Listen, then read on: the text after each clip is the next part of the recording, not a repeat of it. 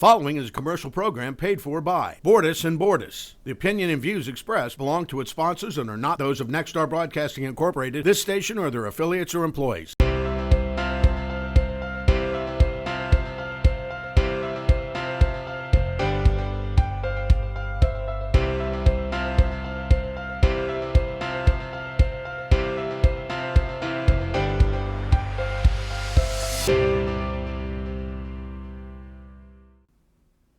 Welcome to the show. Happy February and happy Super Bowl week. Hard to believe that the Super Bowl is here. It means the end of football season. Have a great show planned for you this week. We'll talk all about the Super Bowl, and later on the show I'll have a guest with me, Bob Contraguerro Jr., the Vice President of Panhandle Cleaning and Restoration.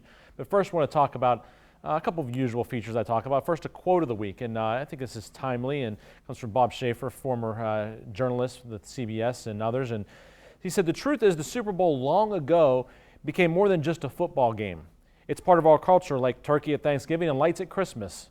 And like those holidays, beyond their meaning, a factor in our economy."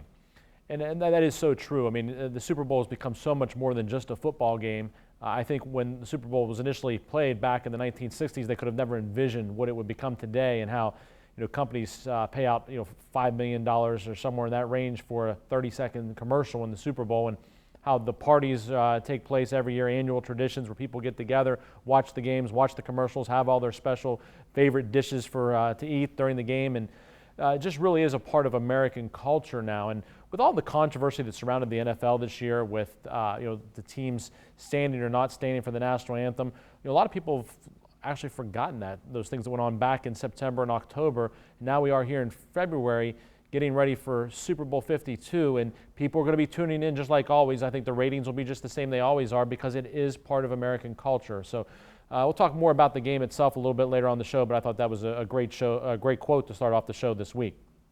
A little commentary here on the legal world and on politics, so to speak.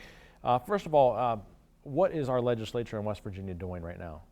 You look, our teachers aren't being paid, and they need to take steps in order to make sure that we attract and keep good teachers. If you look at the 5 border states around West Virginia, they're paid more than our teachers. There's nothing that we can do more significant to help our state make progress than to keep our young people here. And the way that we can start off by doing that is having them well educated, by paying teachers what they should be paid for the job that they're doing. There may be no more important job than the job that our teachers do to educate our students so they can go on to hopefully higher education and get good quality, high-paying jobs.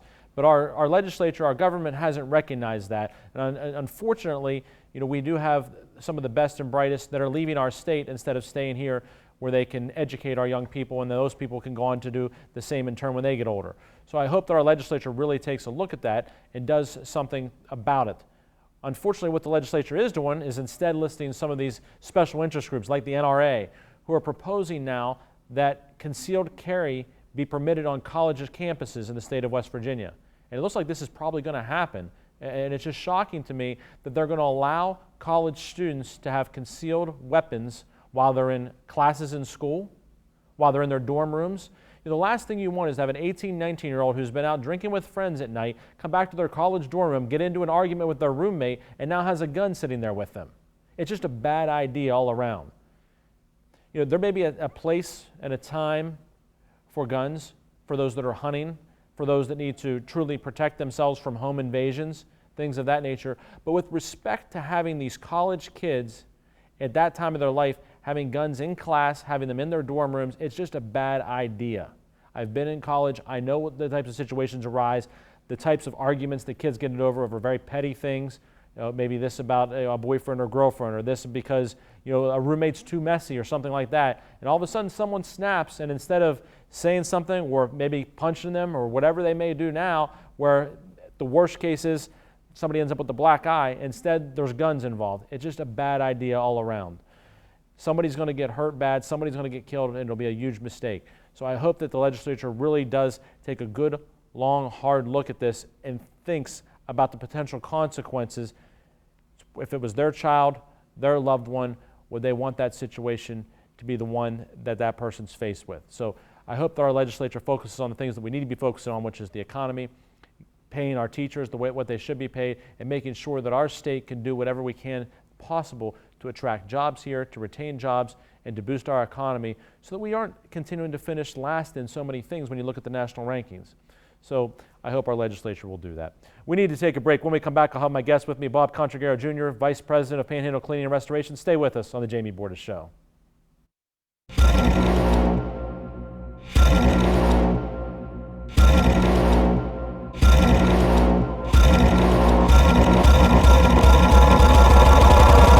Bordas and Bordas, fighting for justice. So, how was your first day? Long. So, Josh asked me about you. Daddy's home. Go get him.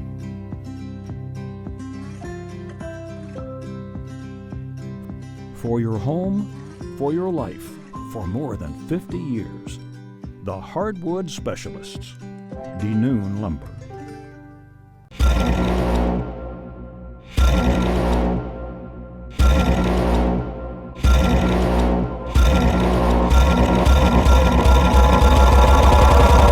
Bordas and Bordas, fighting for justice.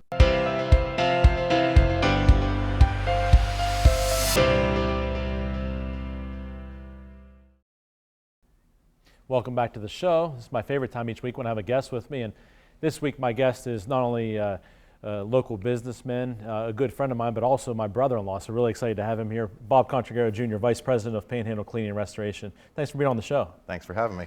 Been wanting to have you on this show for quite some time. Had your brother Josh as one of my very early guests, but you're a tougher guy to get, I tell you. Well, Josh just got asked first, so. You're always welcome, but you've got a long history since the time really you were a kid of being involved with Panhandle, and the company's evolved so much over the years from really your dad starting out as Panhandle Carpet Cleaning to now Panhandle Cleaning and Restoration, other divisions such as the Custom Homes, Kitchens and Baths division, and you guys are serving so many different parts of this region and also beyond now. And you from a very early age got certifications as a restorer and mold specialist, but the company's really grown to having a lot of employees, a lot of trucks, and a lot of work out there. It has. We started as a carpet cleaning company, and as in this industry, that's what the carpet cleaning industry evolved into the restoration industry. So as in the prior days, you would call a carpet cleaner to come out if you had water on your carpet, suck the water out, and that was all you worried about. They just thought it would dry on its own. And then as the mold started to exist and people's walls becoming damaged and other items happening, and the science behind drying it properly, the restoration industry started to evolve out of the carpet cleaning industry, and it started to separate. So now there's a big science to what we do, as far as it's not just sucking some water up with a shop vac and walking out the door. We have to monitor everything we do. We have to check walls. We have to check cabinetry, finished goods in the home, multiple layers in the home, and when we really look for where the water can go and where it can be trapped and where people don't even know, they think it's dry on top and it looks fine, and you can have a lot of other issues that you don't even know about at that time. You know, it always amazes me that what I would call hidden damage, and that's some of the most harmful damage, because mold can affect not only the structure but also people's health. And you've got a lot of specialized equipment that allows you to look for some of those things without even tearing things apart. Water meters and things of that nature, special cameras that can see that damage, where you can determine, okay, no, this doesn't have to be torn out, or sometimes it does. Correct. When we go into a water damage situation, that's what we're using meters, moisture meters, to detect those. We have infrared cameras that can literally see the temperature difference where the water is. It's cooler than the rest of it, so it can detect the temperature difference of just tenths of a degree, which allows us to visually see where that water is run, especially in like multi-story losses when it's coming from up above. We can track where it's gone in the walls, what walls it's in, what floors it's got into, and then our moisture meters allow us to see how deep it is. So if it's multiple layers, has it gone one layer in, or especially in a town like we live in, we have a lot of older structures. People remodel, they put walls in front of walls, they put floors on top of floors. We can go into a situation where the original floor could be 3 layers down, and unless you get into that, you don't know. You think the top layer is dry, and you walk away, and the mold gets trapped between the second and third layer, and things like that, and you don't know that until later on when other problems occur. one of the things people may not realize is that you guys not only remediate or take care of the damage, but also do the rebuild. And that's one of the nice things is that you're kind of a one-stop shop, and you even have, I've been in there, for things with my own home where you can go in there and pick out the selection of, finish that you want, or this type of carpet, or this type of tile, and it's all right there. You can see it in a showroom. Yeah, we tried to limit the inconvenience on the customer. They've already been inconvenienced enough. They came home today and their house is flooded or it caught on fire last night, and it's not a fun experience for anybody. They're in tragedy, and the first thing, they don't know where to turn. So we look to clean up the initial emergency situation and then lead them through the construction process to get them back to where they were before the loss. A lot of people, when they want to remodel a kitchen or remodel their house, they think about that for months and months, and they pick out all their flooring and they pick out their paint colors and they pick out all their products, and then they decide to do it, and then you would come in and you would start the process. The difference in our jobs every day is they went to work today not thinking about any of this, and now they have to pick all these items out during the process, during the stressful time. So it's not a fun, well, my house is getting redone. It's a stressful situation. So we, instead of sending them to 5 different suppliers to have to pick out cabinets and pick out flooring and pick out paint colors, we try to bring all that to them and let them come in and do a one-stop shop. Guide them through, hey, we need these selections by a certain date, a certain time to keep the process going, because we got lead times, we've got to order things, and we do the best we can to move that along. But again, we don't have any planning in their project, so we are sort of doing the planning as we're moving the project along. Sometimes that slows that down a little bit. We need to take a break. When we come back, I'll continue speaking with Bob Contraguerro, about some of the other services that the company provides. Stay with us here on the Jamie Bordas Show. We're Panhandle Cleaning and Restoration, and we're gonna save you. We've got it down to a science, an absolute state of art. We do it all, restoration, cleaning, and reconstruction. When disaster strikes, just pick up the phone. We're Panhandle Cleaning and Restoration, and we're gonna save you.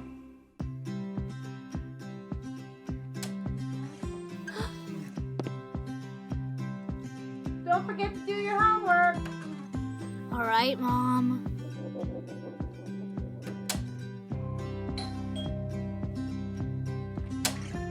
Trick or treat. Here you go. Happy Halloween. For your home, for your life, for more than 50 years. DeNoon Lumber.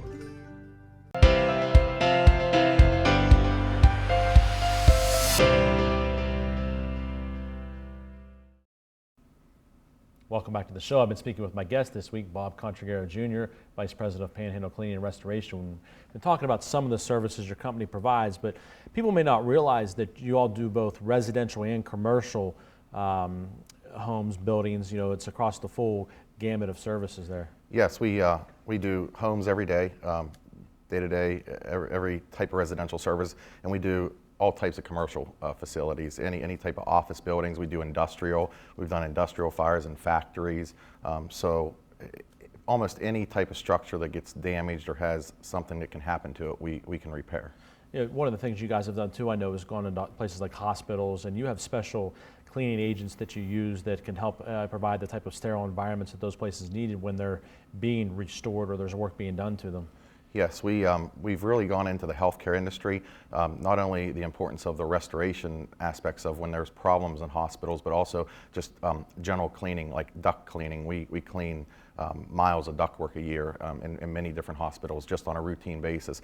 We have containment systems that they can use when they're doing construction, just a remodel project in a hospital that contains the dust and debris getting from the construction area to the non-construction parts of the hospital. It's very important in a hospital because the dust can mean so much if you're close to an operating room or close to a patient room. So we specialize in the containments, the stopping it from happening, and then also when that's done, that process is finished, to sterilize it to be ready for them to reoccupy.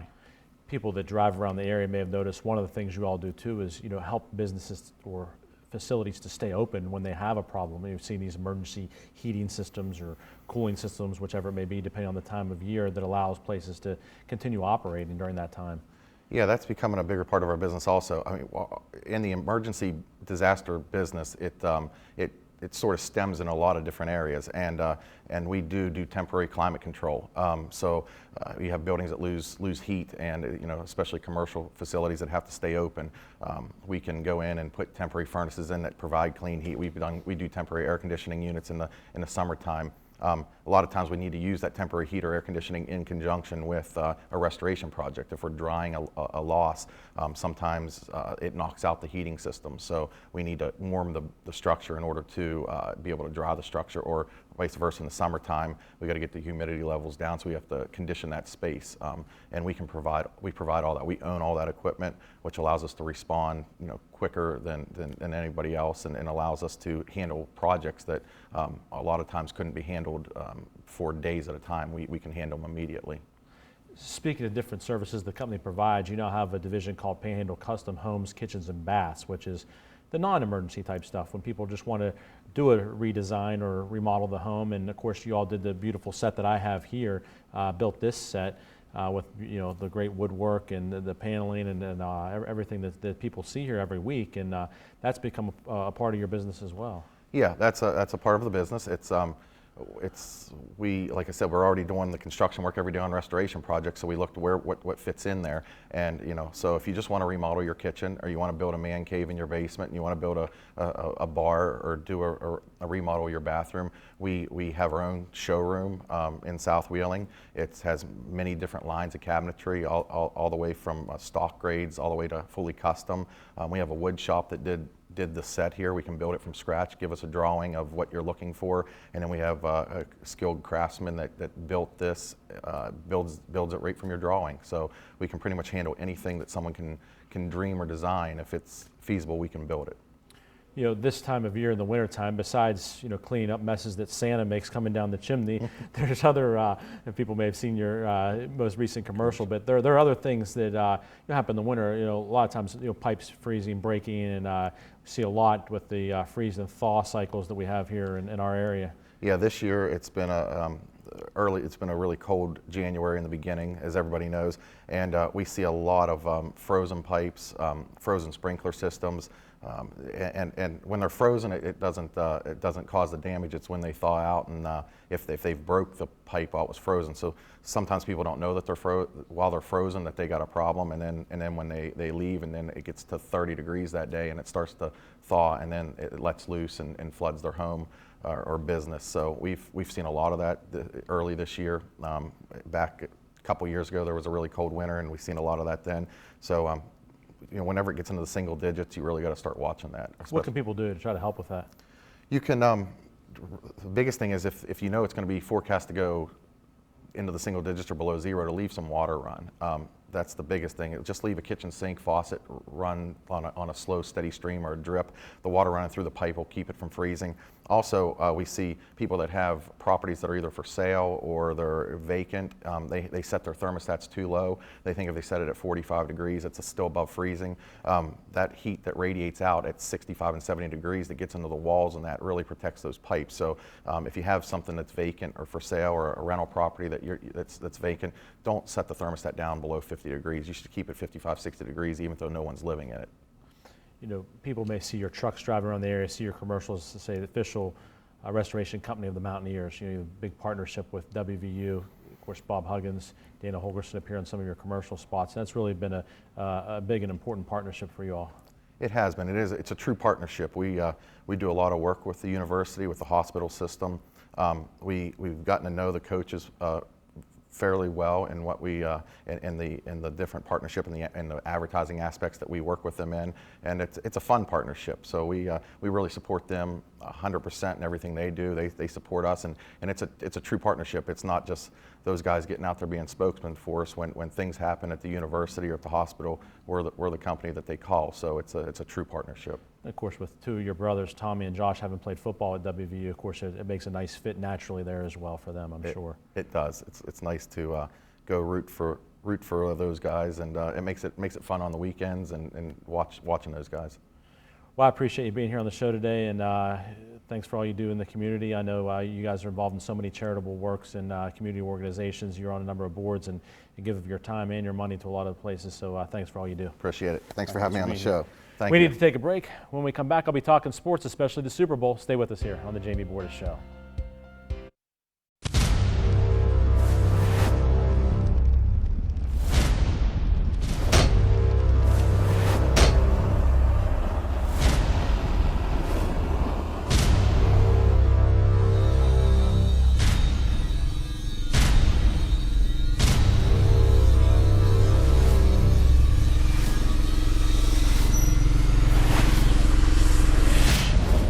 Bordas and Bordas, fighting for justice.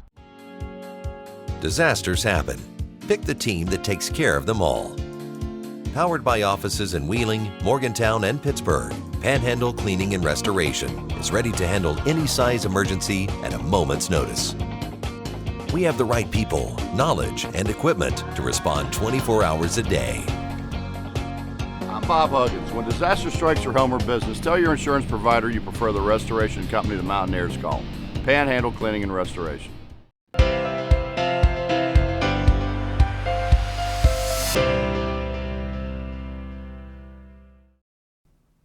Welcome back to the show. Time to talk sports. I'm going to start off with WVU basketball. The team struggled a little bit here recently, has had a difficult time holding on to leads. In fact, some big leads in the second half of games, including the Kentucky game where they're up by 17 points and then lost the game and really didn't even lose it in a close manner. I mean, Kentucky ended up winning, by a pretty sizable margin there. And, now people calling in radio talk shows and online saying, complaining about Bob Huggins of all things. You got one of the winningest coaches in the history of college basketball, and people are complaining. I stopped. Really? I mean, who do you want to coach this team? I mean, who do you think you're going to get? I mean, you have to come back and say, hey, teams are going to lose some games sometimes, especially in the world of college basketball. And, it's not easy for Coach Huggins and others to even attract players to begin with, to recruit players. A lot of them want to play in larger cities, bigger markets. He's done a great job assembling teams that are consistently getting into the NCAA tournament, consistently making deep runs into both the Big 12 conference tournaments and the NCAA tournaments, and now people want to complain. You just got to watch what you ask for. Sometimes coaches, if they start hearing too many complaints, they say, what, I've had enough of this. I don't need this anymore. And WVU has a great thing going by having one of the all-time winningest college coaches coaching its basketball team. And so I hope people realize that, hey, this team is performing at a very high level. Yeah, they've lost some games in the second half where they had leads, but that's, sometimes it's a result of just a poor shooting night. Sometimes it's a result of other things. But the bottom line is that, this team has performed over the past, half decade to decade here at a very high level since Coach Huggins has been the coach. So people need to lay off a little bit. We'll see how the Mountaineers do the rest of the year. I expect they'll make a tournament run like they always do, and have a great success there. And speaking of tournament runs, the NCAA tournament, March Madness, will be in Pittsburgh this year at PPG Paints Arena. First 2-round games will be in Pittsburgh, March 15th and 17th. I'm excited about that. It's not real often that you have games, in a local arena where you can go up and see some of the games, and you get to see a number of games during the course of the day. And there's nothing more exciting than these games where they're elimination games. You lose, your season's over. March Madness, a lot of fun. So if you haven't, gotten tickets or haven't looked into that, check and see how you can get tickets, or look and see if they're available online, because a lot of fun to go to those games. I've been a couple different times at different locations. I've been in Columbus, I've been in Pittsburgh, and it's a really good time. So if you have the means to do it, it's worth going to. All right, let's talk about the Super Bowl. You got the Patriots versus the Eagles here. Maybe a game that no one wants to see either of these teams win in the local area, particularly if you go into Pennsylvania. I mean, people in Western Pennsylvania are not Philadelphia fans, and they're certainly not New England Patriots fans. But you've got the Patriots, who are the number 2 scoring offense, and the Eagles are the number 3 scoring offense in the league. Both teams with great offenses, high scoring, but then you also have these defenses that have a lot to be desired. The Patriots, the number 31 scoring defense out of 32 teams. The Eagles, the number 30 scoring defense out of the 2 teams. So it could be a high scoring affair here with these offenses and the defenses not being so strong. One of the big things I look at, if you look at the 2 Super Bowls that Tom Brady has lost against the Giants were able to get a pass rush with 4 defenders going after Brady.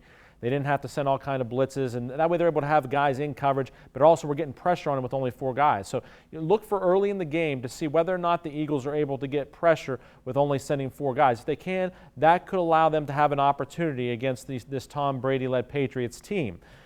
One of the other things I'm excited to watch for is James Harrison going to be a factor in this game? Of course, a lot of Steeler fans very bitter about James Harrison, after being cut, signing with the Patriots. I don't hold it against the guy. Once the Steelers cut him, if he can get a job somewhere, get a job. And if he can get a job with a team that's, a Super Bowl contender, by all means. But a lot of people are upset about that. But will he be a factor in the game and getting after the Eagles quarterback, and how will that play out? So I'm eager to watch that too. When you've got these high-scoring offenses, defenses that are not as highly ranked, the big factor for me is both experience and what's going to happen in terms of turnovers. And when you look at that, experience certainly weighs in favor of the Patriots. And in the turnover game, Tom Brady just doesn't turn the ball over very often. Instead, you've got Philadelphia, who's got their backup quarterback in Foles, who took the place of Carson Wentz, who tore his ACL late in the season. And he's been playing well, but not the guy that was their number 1 guy. So you look at all that, and you start to assess, what may happen in this game. And one of the things I'm excited about as well is the halftime show with Justin Timberlake. Of course, he was involved in one of the most memorable halftime shows of all time, the infamous Janet Jackson wardrobe malfunction halftime show. Believe it or not, that was 14 years ago in 2004. Hard to believe it was that long ago, but that actually gave rise to a whole new term in American culture, really, wardrobe malfunction. But anyway, Justin Timberlake, of course, was the one with Janet Jackson when that occurred. And that night, New England won the Super Bowl 32-29 over the Carolina Panthers. Believe it or not, the largest margin of victory the Patriots have ever had in a Super Bowl was last year, when they stormed back from way behind to beat the Atlanta Falcons by 6 points. Their other Super Bowl wins have been by either 3 or 4 points. Maybe my tie will give it away. It's not really the reason I wore it today, but I'm going to go with the Patriots by 3. I just think too much experience, at both the head coaching position, the quarterback position. They've been there time and time again, and they seem to find a way to get it done. It's always close, and people will say, well, maybe the refs helped them, maybe this. I don't buy any of that. Listen, there's no conspiracy in the NFL or any other sports. There's no way to keep that quiet amongst the number of people that would have to be involved. Somebody would get disgruntled at some point in their life or their career or whatever it may be and would spill the beans. There is no fix-in. What the Patriots do is they have that innate ability to find a way to win when the game's on the line. And you see guys once, ever so many decades that just find a way to get it done when the game's on the line. Tom Brady's one of those guys. I like the Patriots by 3 in this Super Bowl. And it'll probably make a lot of people cry. But it'll certainly make the people in the Boston area and throughout New England and the Patriots fans all over the country happy. So I think they're going to be lifting in another trophy. That's all the time we have this week. I hope you enjoyed the Super Bowl. Thanks for tuning in. We'll see you again next week on the Jamie Bordas Show.